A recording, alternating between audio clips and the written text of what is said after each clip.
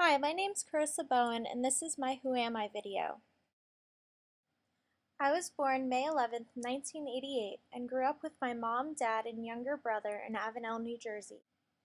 Growing up in the same area as most of my aunts, uncles, and cousins, I find myself being a very family-oriented person. My cousins are like siblings to me, and I share a lot of good memories about growing up with them. Despite us growing up, moving, and a lot of fighting between our parents, we find ourselves calling and scheduling time to reconnect whenever possible. Growing up with a mother who is a hoarder and a father diagnosed with depression and who was out of work, I relied heavily on my grandparents and other family members to provide the missing parts of a strong foundation growing up. I owe a lot to each member in my family, but I owe the most to my grandma and my grandpa. Spending summers and weekends with my grandpa and moving in with my grandma at the end of 8th grade has taught me a lot about past generations and about my family tree and heritage, as well as impacted my character and some of the skills I've acquired over the years. I inherited my grandma's independence, curiosity, and thrill-seeking nature. When my grandma was born, her mother could not afford to support her, so she grew up in an orphanage for most of her life, but still stayed connected to her mother and older brother. Money was still tight when she was a sophomore in college, and she had to drop out to allow for her brother to finish his senior year. My grandma never finished her degree in archaeology, but her brother did go on to receive his doctorate of fine arts and became very established in the music department at Elon University.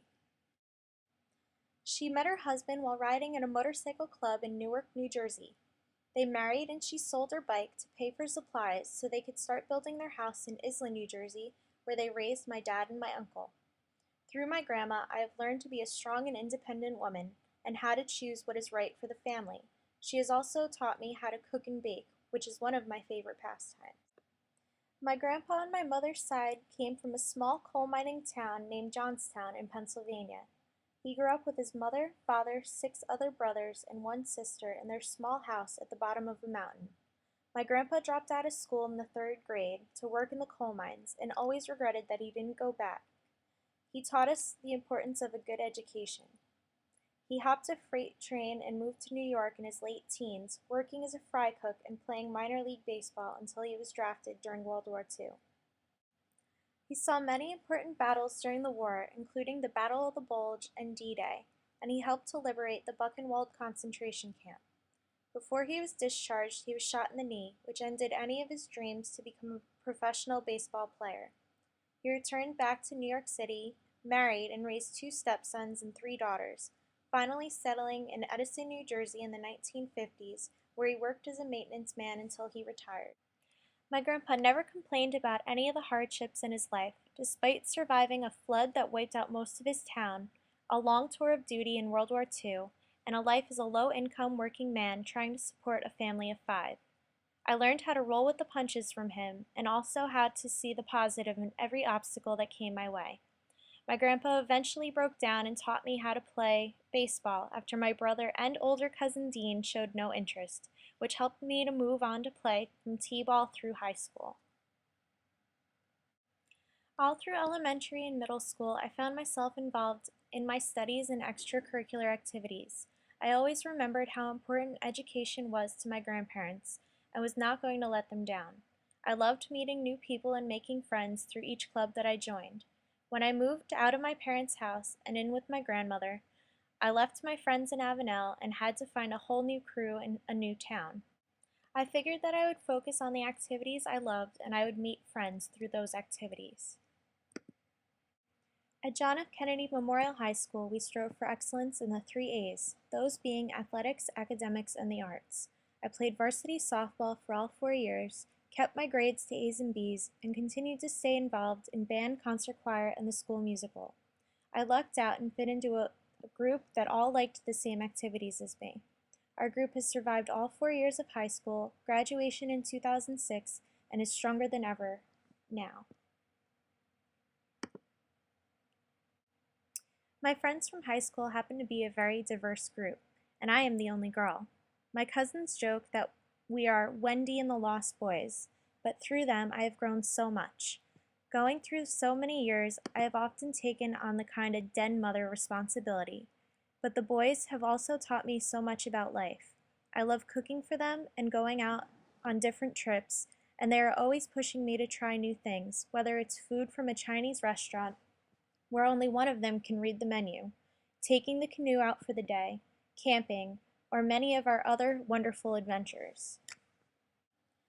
Growing up, I always felt that I had an affinity for teaching. I would make my brother and little cousin play school almost every day of summer break.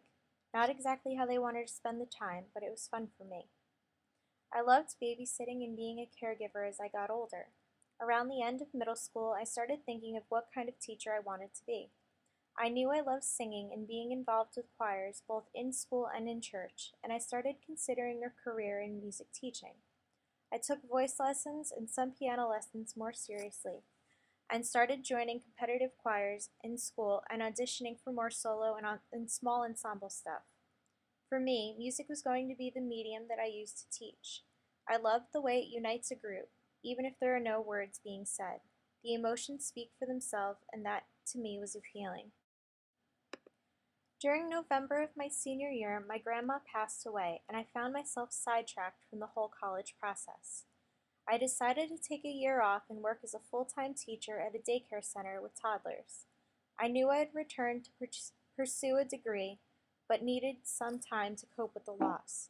I auditioned for Westminster and was amazed that I got in, thinking that this was my long shot school and that I would most definitely end up at Montclair. College has strengthened my independence and work ethic and has helped me to find yet another fantastic support group of friends and mentors. The bonds that I have made here and the shared experiences growing up from a teenager to a young adult will hopefully help me become the best teacher that I can be. I have worked with some of the greatest musicians and gained valuable experience teaching and developing my own voice. I have learned not only through textbooks, but also through experiences and have exponentially improved in working with computers. I've completed student teaching at Hillside Intermediate School, where I created an entire unit plan combining art, music, technology, and culture. I have also focused my last 3 summers working with the Princeton YMCA's summer camp.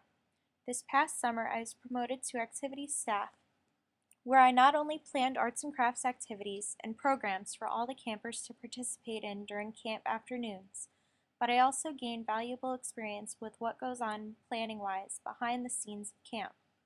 During the school year, I am the site director of the after-school program at Littlebrook Elementary, where I am creating a curriculum based on the WISE core values and research from Alfie Kohn and Nell Noddings.